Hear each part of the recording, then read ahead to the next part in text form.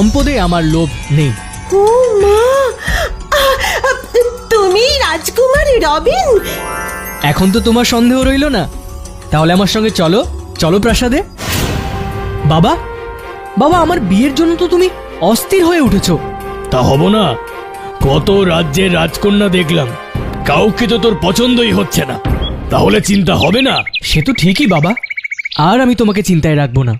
আমি আমার পছন্দের মেয়ে খুঁজে পেয়েছি, এই যে মেরি। ও রাজকন্যা নয়, কিন্তু ভারী ভালো মেয়ে। রাজকন্যার দরকার নেই বাবা, তুমি সুখী হলেই আমার আনন্দ। এসো মা, এসো এসো। রবিনের যখন তোমাকে পছন্দ হয়েছে, তখন তুমি সত্যিই লক্ষ্মী মেয়ে। আমি আজই তোমাদের বিয়ের ব্যবস্থা করছি।